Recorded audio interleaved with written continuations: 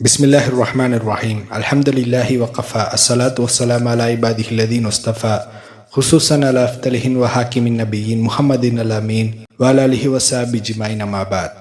நிச்சயமாக அல்லாஹ் தஆலா மனிதர்களை சீர்திருத்துவதற்காக நபிமார்களை இந்த பூமிக்கு அனுப்பினான்.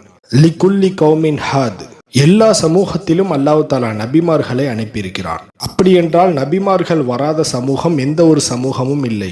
ஹதீதுகளின் அடிப்படையில் மொத்தம் 1,24,000 நபிமார்களும் 312 ரசூல்மார்களும் இருக்கிறார்கள்.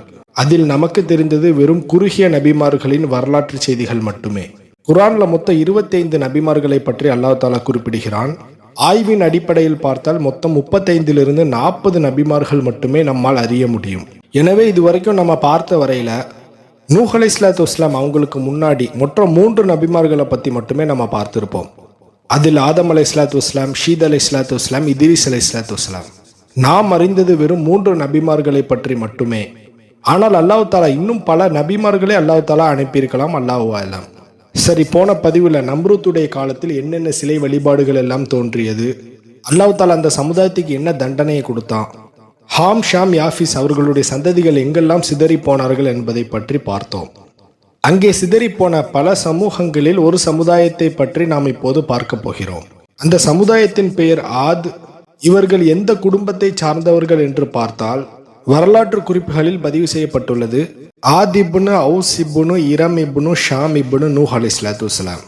இந்த ஆத் அப்படிங்கிறவங்க ஷாமுடைய வம்சாவளியிலிருந்து வந்தவர்கள் என்று பதிவு செய்யப்பட்டுள்ளது. இன்னொரு கருத்து, இந்த ஆது சமூகம் ஹாமுடைய வம்சாவளியிலிருந்து வந்தவர்கள் என்றும் கருத்துக்கள் உள்ளது.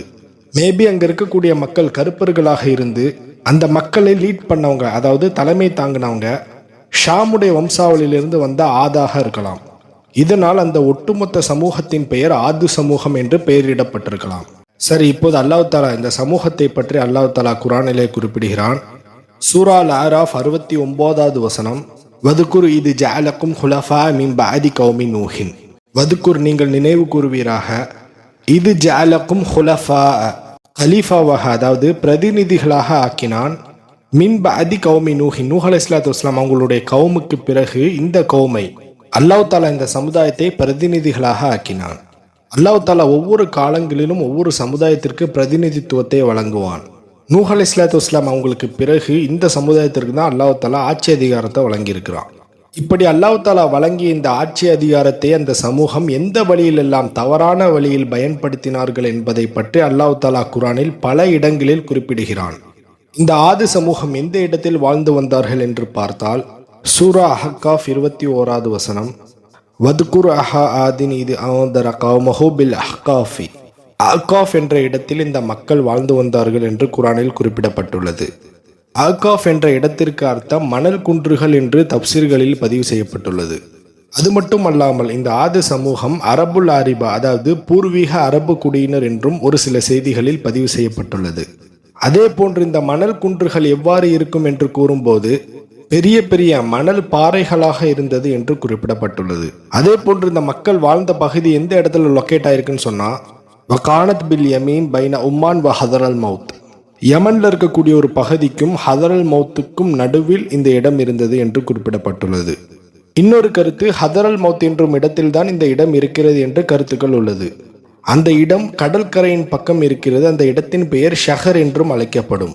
அல்லாஹ் தஆலா இந்த ஆது சமுதாயத்தை பற்றி குர்ஆனில் குறிப்பிடும் போது சூரா அல் ஃபஜ்ர்ல இரமதாத்தில் இமாத் அல்லதி லம் யுஹ்லகு மிஸ்லுஹா ஃபில் பிலாத், அவர்கள் உயரமான தூண்களுடைய இரம் என்னும் நகரவாசிகள், இதே போன்ற ஒரு வேற ஏதாவது ஒரு ஊரை நான் படைக்கவே இல்லைன்னு அல்லாஹ் தஆலா சொல்றான்.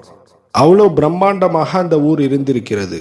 அதே போன்று இந்த இரம்வாசிகள் இந்த இடத்திற்கு வருவதற்கு முன்னாடி பல இடங்களில் சுற்றி கொண்டிருந்தார்கள் என்றும் செய்திகள் உள்ளது.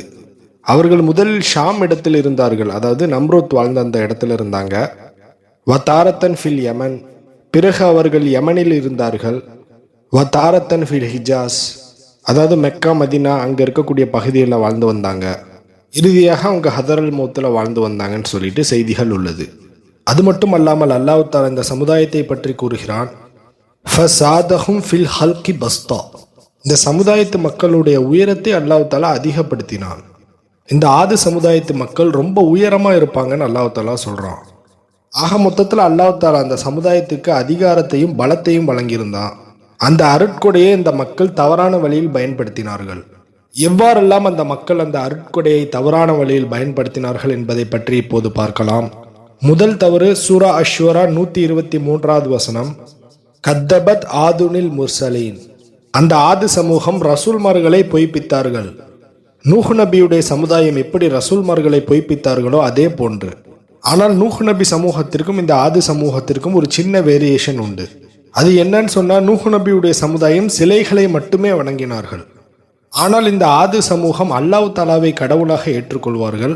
அல்லாஹ் தாலாவை சேர்த்து கொண்டு இந்த சிலைகளையும் சேர்த்து வணங்குவார்கள். இந்த ஆது சமூகம் வணங்கிய அந்த சிலைகளுடைய பெயர் ஒன்று சத்து, இன்னொன்று சமது, இன்னொன்று ஹர். இந்த 3 சிலைகளையுமே ஆது சமூகம் வணங்கி வந்தார்கள். அல்லாஹ் தாலாவையும் வணங்கி வந்தார்கள். படைப்பாளனுக்கு செய்யக்கூடிய வணக்கத்தை படைப்பினங்களுக்கும் செய்தால் அதற்கு பெயர் ஷிர்க், இணை வைத்தல் என்று அர்த்தம். படைப்பாளன் இல்லை என்று மறுத்தால் அதற்கு பெயர் குஃபுர். இப்போ அங்கே இருக்கக்கூடிய மக்கள் ஷிர்க் வச்சதுனால அவங்க முஷ்ரிக்கா இருந்தாங்க. அங்கே இருக்கக்கூடிய ரசூல்மார்களை மறுத்ததுனால அவங்க காஃபிராவும் போயிட்டாங்க. அடுத்து ஆது சமூகம் செய்த 2வது தவறு சூரா அஷ்ஷூரா 128வது வசனம். அசபனூன பிகுல்லி இன் ஆயத்தன் தாபசூன். நீங்க ஒவ்வொரு இடத்துலையுமே வேடிக்கையாக உயரமான கட்டடங்களை கட்டுகிறீர்கள் என்று அல்லாஹ் தாலா சொல்றான். வதத்தஹிதூன மசானியான அல்லஹும் தஹ்லுதூன். அல்லாஹ் தாலா சொல்றான், இந்த உலகத்துல என்னவோ நீங்க நிரந்தரமா இருந்துட போறீங்கன்னு சொல்லிட்டு உயரமான கட்டிடங்களை கட்டுறீங்களேன்னு அல்லாஹ் தாலா சொல்றான். வீணாக உயரமான கட்டிடங்களை எழுப்புவது அல்லாஹ் தாலா தடை செய்கிறான். ஏன் இப்போது நாம் முன்னோக்கி தொழுகிறோமா காபத்துல்லா, அது என்ன அல்லாஹ் தாலா இப்ராஹிம் அலைஹிஸ்ஸலாத்து வஸ்ஸலாமுக்கு மிகப்பெரிய கோட்டையை கட்ட சொல்லி அல்லாஹ் தாலா கட்டளையிட்டான். அந்த காபத்துல்லா 4 செவரு மட்டும்தான், எந்தவித ஆர்கிடெக்சரல் டிசைனுமே கிடையாது. ஏன் முகமது நபி ஸல்லல்லாஹு அலைஹி வஸல்லம் கட்டிய மஸ்ஜிது நபவி அவங்க என்ன மிகப்பெரிய ஒரு கோட்டையாவா கட்டினாங்க? வெறும் குடிசையில இருந்து தான் தொழுதாங்க. அல்லாஹ் தாலா எளிமையானதை விரும்பக்கூடியவனாக இருக்கிறான். ஆனால் அவர்களுடைய உம்மத்தாக இருக்கக்கூடிய முஸ்லிம்கள் அதை முழுவதுமாக பின்பற்றினார்களா என்று பார்த்தால் அந்த கட்டளைகளுக்கு மாறுதான் செய்தார்கள். யாரும் அவுட் ஆஃப் த கண்டென்ட் நினைக்க வேணாம். மோடி 3000 கோடிக்கு செலவச்சாங்கன்னு சொல்லிட்டு நம்ம அவர்களை விமர்சிக்கிறோம். ஆனால் இதே தவறை தான் இந்த இந்தியாவில் வாழ்ந்த முஸ்லிம் மன்னர்கள் செய்திருக்கிறார்கள். வீணான கட்டிட சின்னங்களை எழுப்புவது, தர்காக்களை எழுப்புவது, தாஜ்மஹால், ஆக்ரா ஃபோர்ட் இது போன்ற கட்டடங்களை அல்லாஹ் தாலா ஒருபோதும் அனுமதிக்க மாட்டான். ஏன் இப்போது சவுதி, எமிரேட்ஸ் போன்ற நாடுகளை பார்த்தால் பெரிய பெரிய உயரமான கட்டிடங்களை அவர்கள் கட்டியிருக்கிறார்கள். ஆனால் பக்கத்துல நாடுல பார்த்தா சோமாலியா, எஜிப்ட், யமன் போன்ற நாடுகளில் சாப்பாடு கூட வழி இல்லாம இருப்பாங்க. ஆனால் இவங்க என்னடானா Burj Khalifa, Jeddah Tower, Rolls ராய்ஸ்ன்னு ரொம்ப ரிச்சா வாழ்ந்துட்டு இருக்காங்க. நல்லா புரிஞ்சுக்கோங்க, அண்டை வீட்டார் பசியோடு இருக்கும்போது நான் இங்கே பீஸா பர்கர் சாப்பிட்டுட்டு இருந்தேன்னா நான் கூடிய விரைவில் அழிய போறேன்னு அர்த்தம். அந்த தவறை முஸ்லீம் செய்தாலும் சரி, கிறிஸ்துவன் செய்தாலும் சரி, யூதன் செய்தாலும் சரி, இதே போன்ற தவறை தான் அங்கு ஆது சமுதாயமும் செஞ்சுட்டு வந்தாங்க. அவர்கள் வீணான கட்டடங்களை எழுப்பி வந்தார்கள். இந்த கலாச்சாரம் எங்கிருந்து வந்துச்சுன்னு சொன்னா அது பேபிலோன்ல இருந்து தான். நம்ரூத் எப்படி ஒரு உயரமான கட்டிடத்தை கட்டினானோ அதே போன்ற அங்கிருந்து தான் இந்த கலாச்சாரமும் வந்தது. அந்த மக்களுடைய மொழிதான் மாறியதே அன்றி அவர்களுடைய சிந்தனைகள், கலாச்சாரம் அல்ல.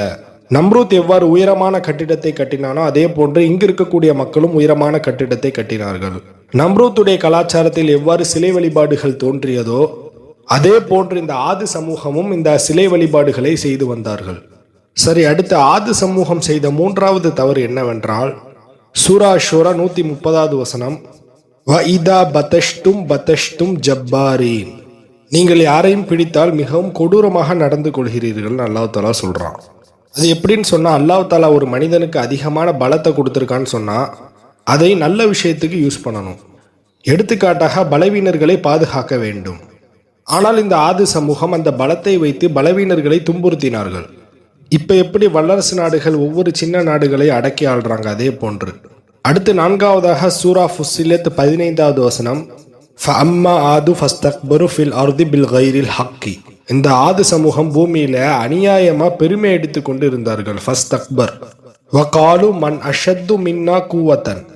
வகாலு அவர்கள் கூறினார்கள், மன் அஷத்து மின்னா கூவத்தன், பலத்தில் எங்களை விட வலிமையானவர்கள் யார் அப்படின்னு சொல்றாங்க. எங்களை விட மிகப்பெரிய பலசாலி யாராவது இருக்கிறீங்களா அப்படின்னு பெருமை அடிச்சுட்டு இருந்தாங்க.